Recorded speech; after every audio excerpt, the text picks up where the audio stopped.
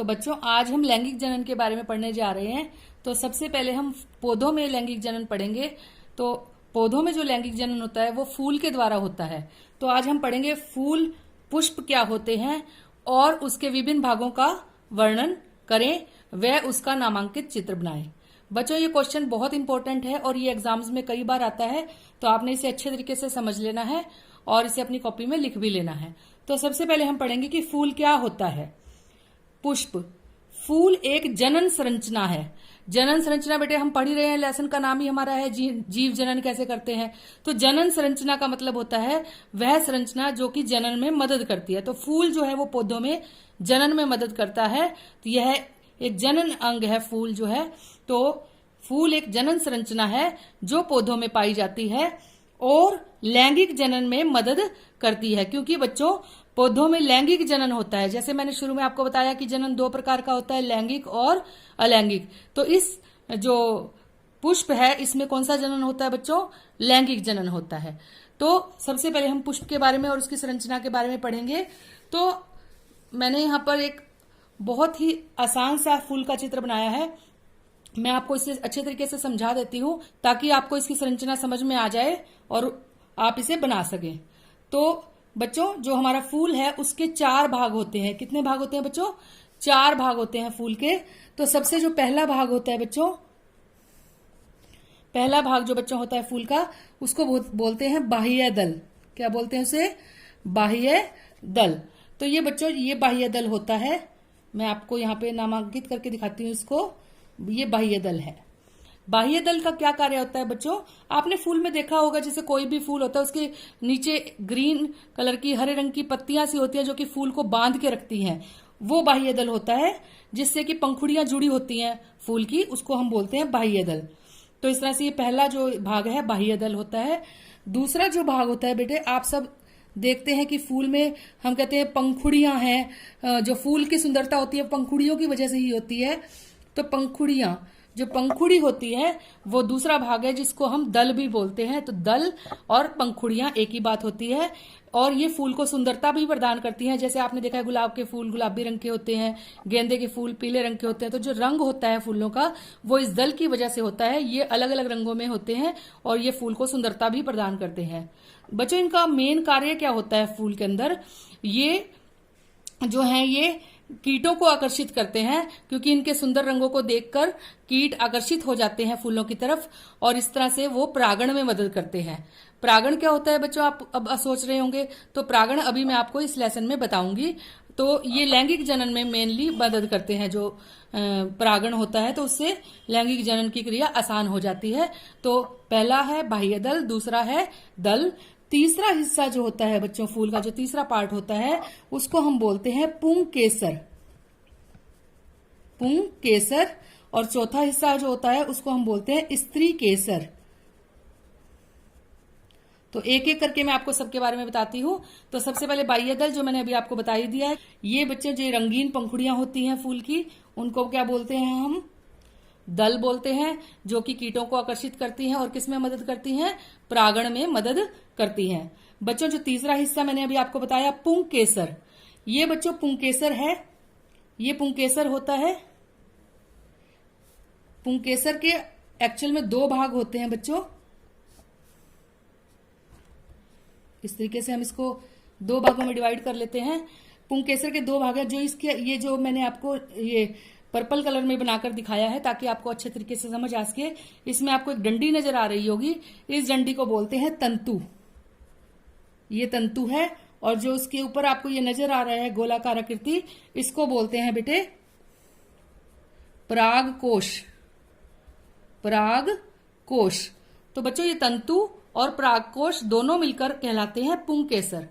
अब बच्चों इसको पुंकेसर कहते हैं। ये क्या कार्य करता है बच्चों? ये नर जनन अंग होता है। इसको हम कहते हैं कि ये पुंकेसर जो है ये नर जनन अंग है फूल का। नर जनन अंग। आपको पता है कि लैंगिक जनन में हम 2 अंगों एक नर जनन अंग चाहिए होता है, एक मादा। तो इस तरह से नर जनन अंग को बोलते हैं पुंकेसर। तो ये पुंकेसर के 2 भाग बताए। एक तो जो ये आपको तंतु नजर आ रहा है, जो ये डंडी नजर आ रही है ये तंतु, और उसके ऊपर लगा होता है ये परागकोश। आप पुंकेसर को ऐसे याद कर सकते हैं कि जैसे ये नर जनन अंग है, नर से पुरुष, पुरुष से पुंकेसर, इस तरीके से। तो बच्चों इसका क्या कार्य है प्रागकोश का, जो आपको ये नजर आ रही है गोलाकार आकृति, इनके अंदर छोटे छोटे दाने, इस तरह से आपको मैं बनाकर अलग से दिखा देती हूँ। तो इस तरह से जो ये आकृति आपको नजर आ रही है, ये क्या है, पुंकेसर है। इसकी जो ये आपको डंडी नजर आ रही है, ये क्या है, तंतु है। और इसके ऊपर जो आपको गोलाकार आकृति नजर आ रही है, ये क्या है, पराग कोश है। इस पराग कोश के अंदर बच्चों छोटे छोटे इस तरीके से बारीक बारीक दाने नुमा आकृति होती हैं, जिनको हम बोलते हैं परागकण। परागकण, कण का मतलब आप जानते ही हैं। तो परागकण ये छोटी छोटी आकृतियां होती हैं परागकोश के अंदर। आपने कभी जब बच्चों फूल को देखा होगा तो कई बार हम उसे थोड़ा हिलाते हैं तो उसमें से पीले पीले रंग के इस तरह से पाउडर की तरह छोटे छोटे दाने निकल आते हैं, तो वो परागकण ही होते हैं। तो इस तरह से ये पुंकेसर में आता है। उसके बाद बच्चों अब हम आ जाते हैं स्त्री केसर पे। ये जो आपको हरे रंग का मैंने बनाकर दिखाया है, ये मादा जनन अंग है स्त्री केसर। जो चौथा नंबर जो है मादा जनन अंग जो है वो क्या कहलाता है बच्चों, स्त्री केसर। तो स्त्री केसर को ये सुराही नुमा जो है आकृति होती है इसकी, इस तरीके से सुराही नुमा। तो इसको भी मैं एक बार अलग से बना देती हूँ।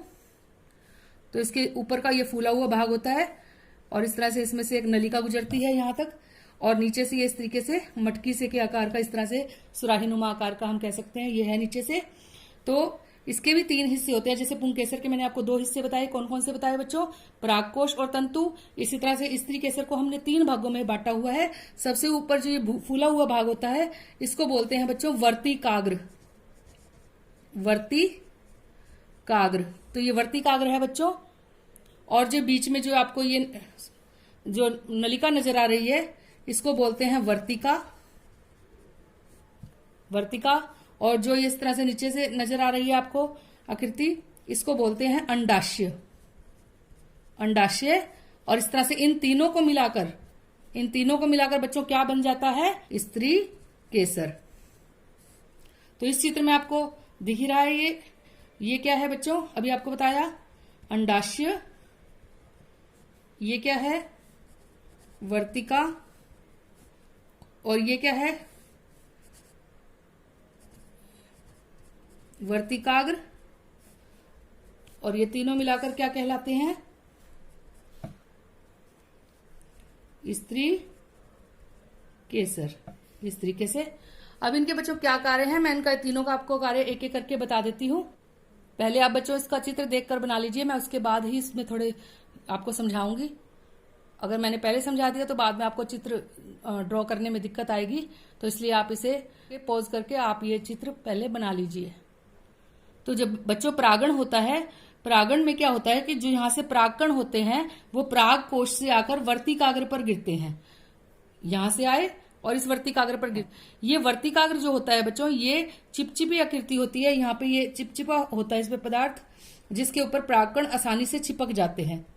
तो इस तरह से परागकण यहाँ पे गिरेंगे तो ये यहाँ पर चिपक जाएंगे, और इस तरीके से ये परागण को आसान बना देते हैं। जो वर्तिकाग्र है वो एक यहाँ पर सतह जो प्रोवाइड करता है ताकि यहाँ पर आसानी से परागकण आकर चिपक जाए।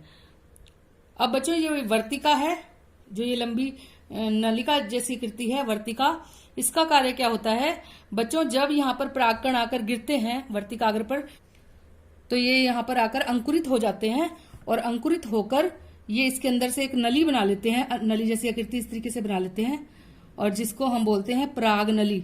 तो इस तरीके से ये इसके अंदर से पराग नली बना लेते हैं। उसके बाद बच्चों हमारी जो स्त्री केसर का जो तीसरा पार्ट है मैंने अभी आपको बताया, उसको हम क्या बोलते हैं, अंडाशय। ये अंडाशय है। अंडाशय, इस अंडाशय के अंदर बच्चों एक और आकृति होती है, इसके अंदर एक और आकृति होती है बच्चों, और इस आकृति को बोलते हैं बीजांड। इसको बीजांड बोलते हैं बच्चों।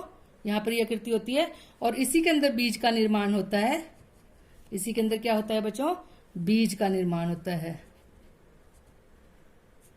तो बीजांड होता है इसके अंदर, जिससे बीज बनता है।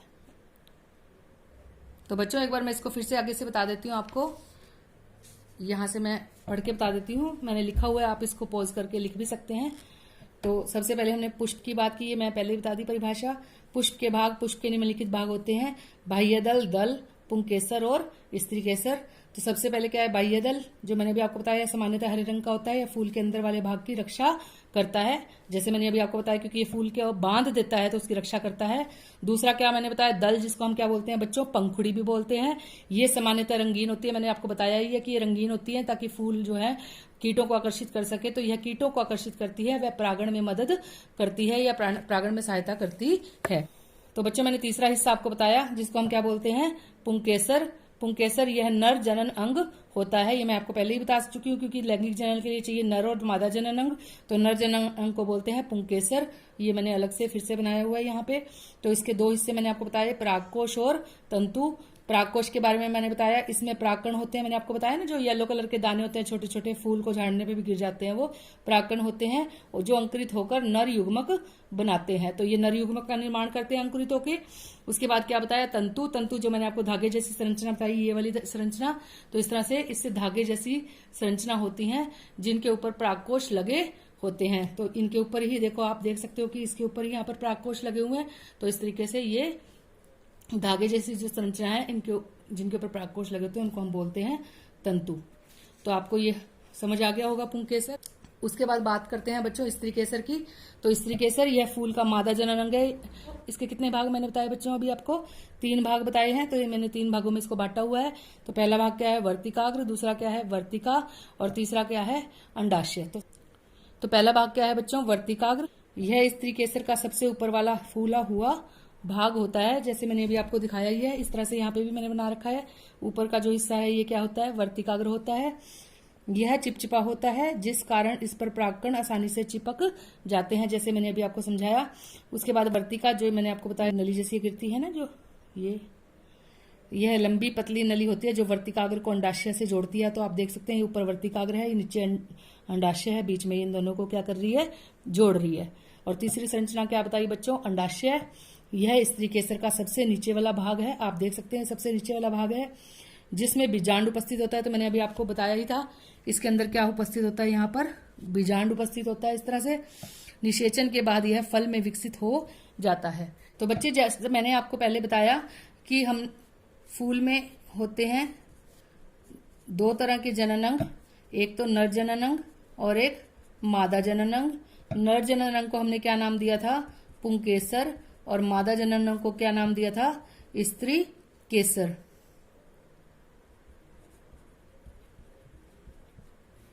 तो कई बार बच्चों ऐसा फूल होता है जिसमें कि नर मतलब पुंकेसर और स्त्री केसर दोनों अंग होते हैं, दोनों जनन अंग होते हैं।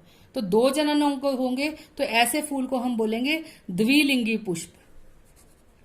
द्विलिंगी, द्विलिंगी का मतलब होता है बीच में, द्वि का मतलब 2, लिंगी का मतलब दोनों लिंग, स्त्रीलिंग और पुल्लिंग मतलब पुंकेसर और स्त्री केसर। तो ऐसे फूलों को बोलते हैं द्विलिंगी फूल या द्विलिंगी पुष्प। एक होते हैं बच्चों एक लिंगी पुष्प, नाम से ही पता लग रहा होगा आपको। तो एक लिंगी का मतलब कहता है एक जिसमें लिंग हो। एक लिंग का मतलब या तो वो स्त्रीलिंग होगा या पुल्लिंग होगा, मतलब या तो उसमें नर जनन अंग होगा या फिर उसमें मादा जनन अंग होगा, दोनों में से कोई एक होगा, दूसरा नहीं होगा। अगर उसमें पुंकेसर होगा